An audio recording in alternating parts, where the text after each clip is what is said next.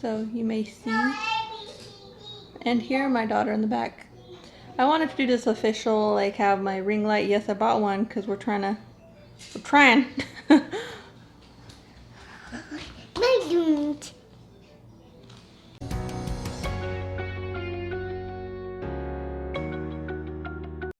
As with any long-term health plan, things like that, you want to get checked out just to make sure there isn't something that you did not know was a thing. That's a thing. As for me, after pregnancy, after not taking care of myself for so long, we realized we were in it. Like, there were some symptoms that were not just normal mom tired, such as hair loss. Like, it's still thin right now, but it was real thin. I'll probably post some pictures up there so you can kind of get an idea. It was real. So hair loss, fatigue, tired, achy joints, joint pain, achy joints all over, things like that. When I say fatigued and tired, I mean that in the sense of by 7:30 on the couch, literally passing out, not literally passing out, but passing out like in the sense of I'm one of those people who really prefers to be in their bed to sleep. But it was just like the couch, the den couch, I was just going to sleep. 7:30, 7 o'clock, my body would just shut down where I'm just like, I'm done. So obviously that type of tired was an extreme. But with the hair loss, the fatigue, the tiredness, achy joints and things like that, clearly I was like, I might not be 100%. So before even starting working out, I think I may have started trying to work out, trying to get back into some semblance of me. I decided to go to the doctor, get checked out to make sure everything's cool, particularly when I injured myself. My inner thigh, I think I was doing MBF. That is a video review, and I had the blog posting if you're interested. When I was doing MBF, I ended up injuring my knee. Both my knees ended up getting super achy in those 3 weeks, I believe. My left knee was really feeling it, so I decided to go to the doctor to get checked out, considering the tiredness and all that. And the hair loss it still is real, but it was super real. I went to the doctor in November 2021. From my primary care physician, we went to rheumatology because we got a referral. So I think by December 2021, I visit the rheumatologist. Didn't know what was wrong with me. We're getting the blood work done and everything like that. And then I came back, I believe in mid-January, late January, as that's how long it takes to get appointments finished, like 4 to 6 weeks later after blood work and everything. And we got the blood work reviewed. So let's just jump into that, and you get to see all the funsies of everything, and we'll jump into my diagnosis. I'll go to my rheumatology appointment to figure out still the thing with the lips, positive ANA test still, and my appointment was rescheduled twice because my rheumatologist, one, just rescheduling, and then second, she got COVID. So now we're going back, and then we're gonna see what's up. Any of the test results came back to verify or eliminate some things, and yeah, fingers crossed.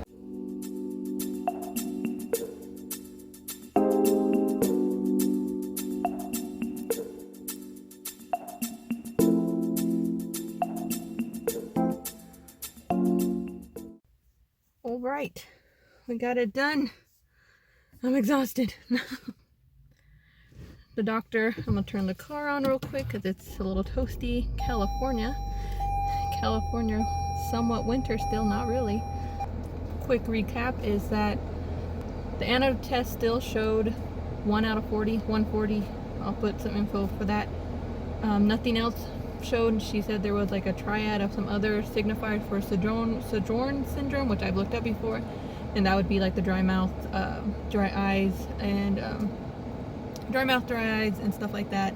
And still nothing showing that is, but it still could be. She also discussed with me that it could be fibromyalgia because like last night I had trouble sleeping. I couldn't get to bed till like 3 in the morning. Like, I was just uncomfortable. I mentioned joint pain in the past, and I knew why. Like, my ankle may be a little sore because that day I worked out and kind of made sure to use that leg a little bit more because the left one, like I said, with the previous injury. But I felt the heat on that ankle, my right ankle, and I was like, oh, I had all the blankets on, and I was like, okay, so technically it's like how you should ice an injury when it's first kind of there, and then use heat later on. So I was like, okay, so I'll take it out of the blanket to let it get cold, like the cool air. But then I realized as I'm laying there that my right wrist was feeling it too, like that ache, that deep ache. And I'm like, I didn't use you at all today. Like it was abs and glutes. And when I even had to do like plank, I did forearm planks only, where I mentioned that to her, and that's when she mentioned fibromyalgia. She did give me a few medications, things that I can get my pharmacy, just so I have them just in case. They're as needed, they're lower dose, things that for overall inflammation and things like that. So one is ibuprofen, and then two other ones I don't recall. Maybe I'll put them up here if I remember.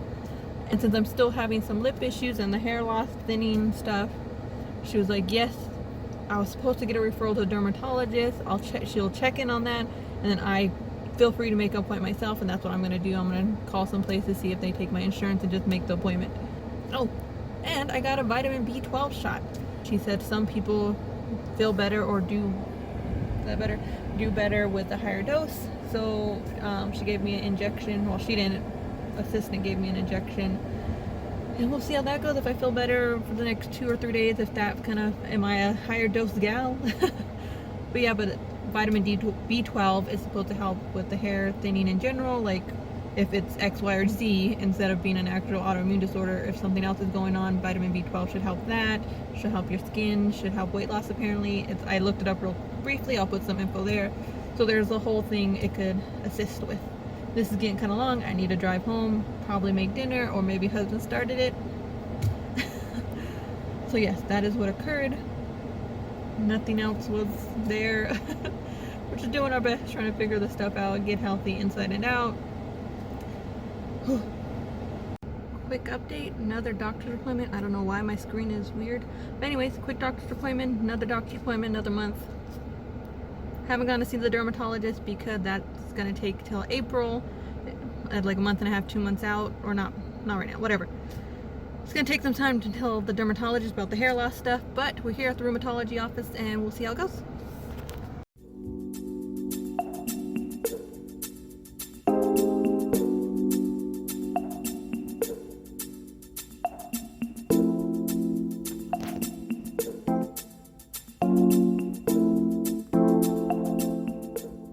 Apparently what my rheumatologist is leaning towards is I have fibromyalgia. Now, I'm familiar with fibromyalgia because a friend of mine, if you watched way when I first started the channel, a friendship breakup stuff, my friend had fibromyalgia. And it's a weird word for me to say, kind of tongue twister for me, so I apologize. I just say fibro, even though I don't like using that word. I like saying the whole thing, but whatever. And so I did a lot of research on her behalf. Mind you, this was like my best friend at the time, so I did a lot of research on her behalf, bought her a lot of things that could, manual books, stuff. I'll put one of the FibroManual thing down there because that's in the description, because that's something that she said really helped her. So yeah, so I guess I should probably buy it for myself, huh? But strongly leaning towards that. Originally it was vitamin D, and we're gonna do labs to test to see how my vitamin D is doing and how any other vitamins, and I think maybe even the Anna test is, like, if it still shows as positive. But yeah, fibromyalgia. So she asked how I was doing on medication. I didn't take any of the medication she prescribed to me last time because it was as needed and I just dealing with it. Like, I don't know if that's the best way to put it. Now we're gonna still as needed medication, right? She's no problem there. I did, when she recommended physical therapy, asked if I want to do that. I was like, yes. People back there.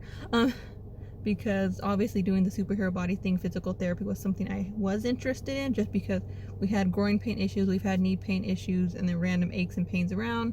So just wondering, am I doing form right?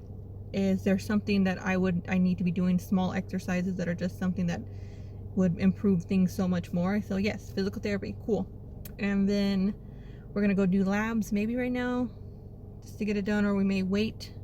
But yes, so I'm gonna probably call my husband and see if I should do the labs right now or I should wait. But yes, things got done. Physical therapy, getting some more labs done so we can see if my vitamin D and all my other levels, see what's what and if anything changed for the better or worse. And then most likely we're looking at fibromyalgia as the diagnosis. Still gonna do what I'm doing, but now I know where to at least look or to get some tips and things She did say it was stress related, that a lot of time you'll have flare-ups with stress. So I need to learn to chill. And we're doing this and I'm like, I need to learn to chill. Okay, so we're gonna try it. We're gonna do more of that stuff, chill out, and yeah, we're good. We're good. So ended up going to get the blood work done just to get it out of the way. Everything closed at 4. I got here at 3:38. It's now 3:47-ish. So woo, got it done, and I'm really getting used to getting blood drawn. And you really tell the difference between different phlebotomists, like who's super good, who's like, ooh, that kind of stung, and who's like, oh shiz. So I definitely felt it. There was a pinch. And when I say a pinch, I mean a sting of like, ooh. But you know, gotta handle it. But I've had other phlebotomists where it's like real clean and simple, where I'm like, ooh, smooth. It's like a comment. Tell me about it. If you've been to a doctor, a phlebotomist, and gotten blood drawn how many times, especially if you're someone who's gone it multiple times, tell me the struggle. It's real. End up realizing what phlebotomists are actually better than others. So if you go somewhere more regularly, you're kind of like, ooh, that one's a good one. Anyways, we got it done. Now we're gonna head home back to baby and husband and think about dinner. I'm probably not cooking tonight. All right, I don't know how well you can hear me because I have the AC cranked. It is hot. We have daughter. We have me going to physical therapy. Her going to drop-in daycare area center thing. We're back in the car. I did physical therapy. She had a good time, and we got some physical therapy bands. We got the printouts for physical therapy stuff. We have about 8 more sessions available in physical therapy. So cool. So yeah, we're excited. Now we're going home. All right, today is Friday, the dermatology appointment. Dropping her off at daycare. We're doing this again. Nerves are there, but we're just dealing with the anxiety of leaving the house. So dropping her off, no big deal. We got this, and then driving to dermatology, and we'll see how that goes.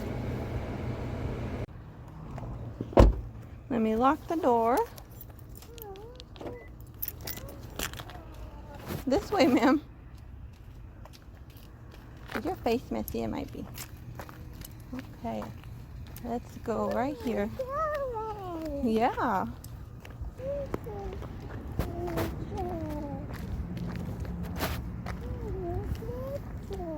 Yes. This, ma'am. Where are you going? I'm going in those doors.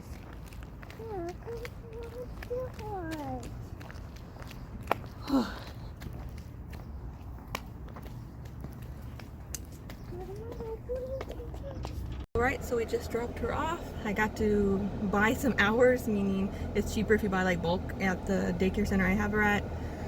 So I signed a contract technically for 3 months. It's cool. We did it. I just get really anxious with her in the car because I'm just not used to driving with anybody really in the car, and then with my daughter, precious cargo. We have like 25-30 minutes before my appointment, but we're just gonna head over there. It's a 12 or 15 minute drive from here. We just got here. Once again, people are around, so we're gonna mask up because still a doctor's office. And now we're gonna head to dermatology. Once again, people are around, so we're gonna be talking real casually, like no big deal. But yeah, she actually asked me about PCOS because the high testosterone levels, and that she's gonna refer me to endocrinology to check out all my hormones. So yes, I had mentioned to her where PCOS seems to be a possible thing. And so yes, nothing but something got done. How's that? We got another referral. Alright, so the car is still on. I decided to go home for a little bit. We're not heading out, we're just getting home, but I decided to talk a little bit. There's people back behind me, so I'm trying to put the camera a different angle and for them not to notice that I'm talking. I wanted to talk about the doctor stuff, right? So it sucks because for dermatology, like, no joking, like my rheumatologist, she's great. She really wants to know everything, talk to you, how are you doing? Every little thing is still important, like, oh, did you feel fatigued that day? Oh, was there any symptom that happened? Oh, when did that happen? You know, like every little thing helps her map out what's going on. She writes notes down too, and she also references them. A little rash thing, it's kind of irritating right now. Anyway, she references stuff, and then she's cool like that. That's so really helpful. The dermatologist, when I first went to see her, she wasn't as bedside mannery, I guess, or as caring outwardly. Like, I still respect a doctor's a doctor. Like, okay, yeah, you see so many people, you know, no problem. But there was a lot of that when the lip dryness is happening, how she just said, like, oh, it may just be something you have to deal with. And then same with the hair, it could just be genetic. And it's like both of those things were like, okay, yes, they're possible, but it was less like, okay, we're gonna see what's going on, but it may, you know, it may be something that you're just, it's gonna be like, we do not know, you know. It was more just like, deal with it. And I was like, no. So that's why even today, it's like you wait for like 30 minutes in the waiting room for like a literal 4-minute thing. But we got a referral to endocrinology, so cool, something's getting done there. And it just sucks because how long, I started making these doctor's appointments in November. Started making the appointments. It is now May, so 7 months later. Luckily, you know, I am one of those patients, one of those people that look these things up myself. Like when she was referencing my last labs and she mentioned PCOS, I already been on that train, so I'm like, So luckily I'm one of those people, so that's why I've started taking, when I started taking the white peony, the licorice root, and the spearmint. So we'll see if endocrinology runs lab, if anything's lower, anything's worse, or I might actually start taking another thing or two in the meantime to add to the repertoire to see if that's helping at all. Because obviously I can't really tell with the hair loss thing if anything's getting better or worse. But, well, actually, I talked to my family yesterday. We went out to dinner and it was better. That's what they said. Not better. They at least said that it doesn't look worse. And that's true. I don't think anything is losing anymore. And